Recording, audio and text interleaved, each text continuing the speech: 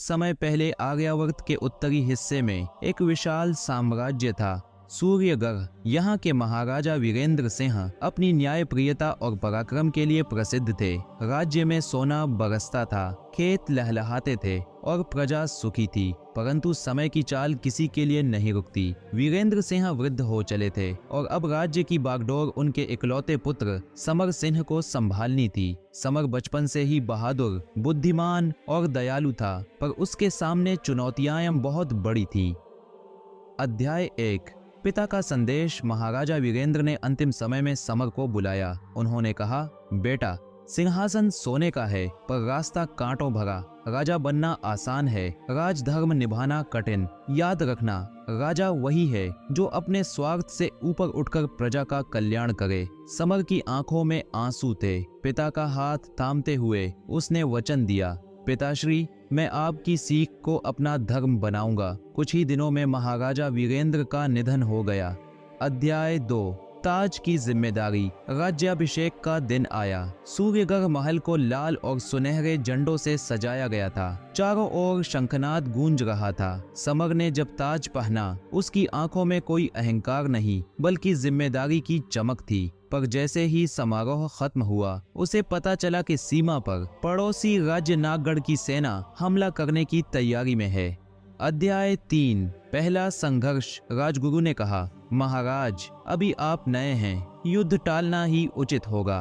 पर समर ने दृढ़ता से उत्तर दिया, राजा का पहला कर्तव्य प्रजा की रक्षा है। भय से बचना मेरे पिता की शिक्षा का अपमान होगा। समर ने सेना को संगठित किया, खुद मोर्चे पर उतरा और अपनी रणनीति से शत्रु को हराकर प्रजा की रक्षा की। युद्ध जीतने के बाद उसने पराजित सैनिकों के साथ भी दया दिखाई। उसने घायलों का इलाज करवाया और शत्रु राज्य को पुनर्निर्माण में मदद दी। यहीं से समर का नाम दूर दूर तक गूंजने लगा।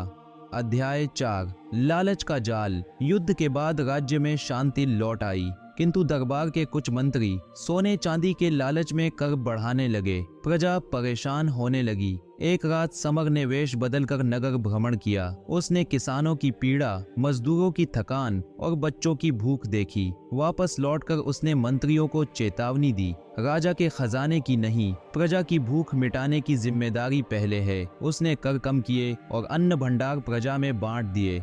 अध्याय 5। प्रेम और त्याग। राजनीतिक कारणों से समर का विवाह पड़ोसी राज्य की राजकुमारी अनामिका से तय हुआ। अनामिका सुंदर ही नहीं, बुद्धिमान और करुणामयी भी थी। विवाह के बाद दोनों ने मिलकर राज्य की शिक्षा व्यवस्था सुधारी, स्त्रियों को व्यापार करने की अनुमति दी और अनाथ बच्चों के लिए आश्रम बनवाए। लेकिन इसी बीच भयानक सूखा पड़ा। राज्य के कोष में अन्न और धन कम होने लगा। समर और अनामिका ने राजमहल के गहने तक गिरवी रख दिए। उन्होंने महल के भोज रुकवाकर प्रजा के लिए अन्न वितरण शुरू किया। अनामिका ने कहा, राजा और रानी का असली गहना प्रजा का विश्वास है, सोने का नहीं। यह वाक्य पूरे राज्य में प्रेरणा बन गया।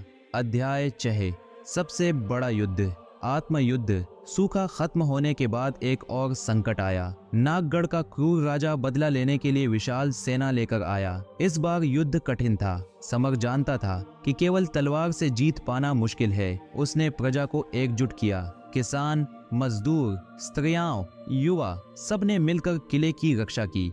समर ने कहा, हमारा असली बल हमारी एकता है। लंबे युद्ध के बाद सूर्यगढ़ ने जीत हासिल की, पर समर ने पराजित राजा को मारने के बजाय उसे समझाया, ताकत का असली अर्थ विनाश नहीं, निर्माण है। नागगढ़ के राजा ने समर को अपना गुरु मान लिया। अध्याय 7। सीख जो अमर हो गई। समर वृद्धावस्था तक शासन करता रहा। उसके शासन में सूर्यगढ़ शिक्षा, कला, कृषि और व्यापार में स्वर्ण युग बन गया। अपने अंतिम समय में उसने युवाओं को बुलाकर कहा, सच्चा राजा वही है जो अपनी प्रजा को अपने से बड़ा समझे। ताकत तलवार से नहीं, सच्चाई और करुणा से आती है। उसकी यह सीख पीढ़ियों तक गूंजती रही। कहानी का सार, मोटिवेशनल मैसेज। सच्चा नेतृत्व सेवा और त्याग से बनता है। एकता सबसे बड़ी ताकत है। दया और न्याय से जीता हुआ दिल 1000 तलवारों से जीती हुई धरती से बड़ा है।